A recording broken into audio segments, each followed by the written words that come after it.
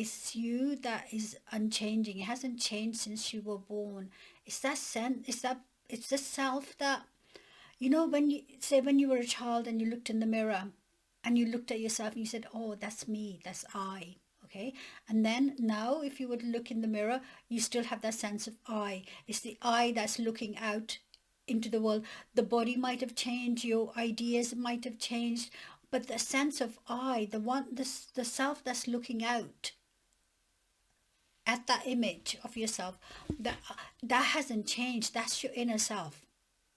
I don't know if that made sense, but that's your inner self. It's the self that doesn't change. It's your true deep identity. It's not your personality. Your personality is what you've learned. It's the your experiences. It's the skills you've had. It's the roles you play.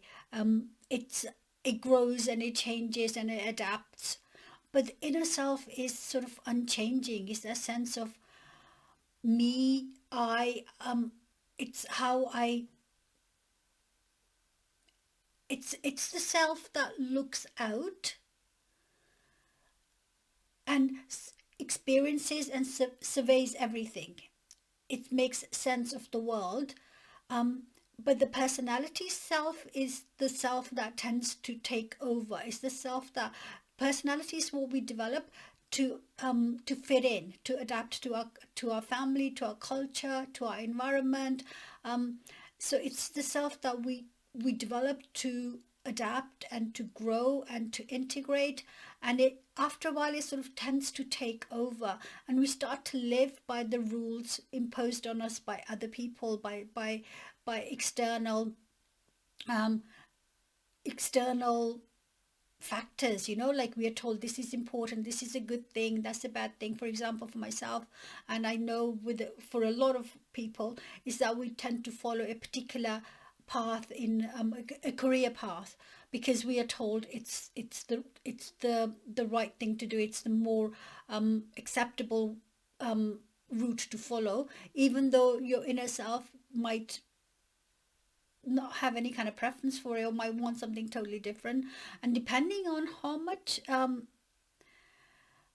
autonomy you had to be yourself, will give you more of an idea of how much of your inner self you kept alive and kept integrated and kept active in your life. And if you had to adapt and fit in a lot, then the personality self takes over. It's the personality self that makes the decisions for you. But the thing is that with the personality self making the decisions, is that nothing feels satisfying.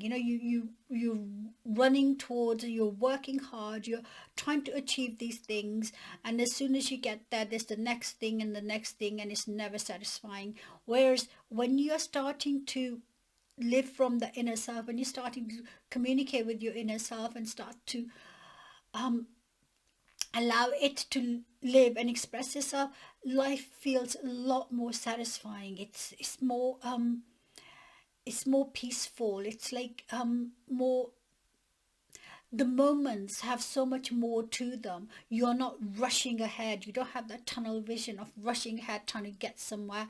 You are present. It's like you are here and you're living. There's nowhere else to be.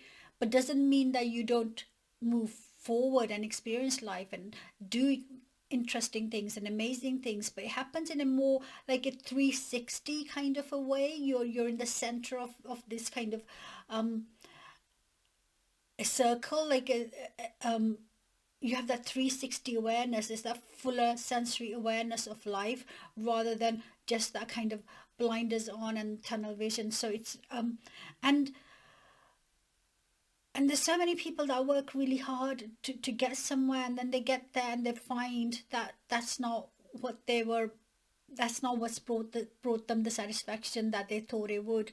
So I mean, we all learn that lesson, some sooner than others. I mean, I was almost 30 when I sort of had that kind of realization, and I totally shifted my life. I'm not saying it was easy to shift it, but it has been a process. But it happens to all of us at different times, when there's that kind of calling, as in the outer stuff. Okay, it's nice, we all want it, um, but it's not going to fulfill you. the same as if you start to live from um, the inner place, the satisfying, then expressing, it's like expressing that, the flowering of the inner self. And I believe that's what we are here to do, flowering, allowing the inner self to express, and rather than be be led by, these shiny, externally kind of pointed things, that the shiny objects that pull us and attract us. So it's a more peaceful and holistic and still and satisfying way to be.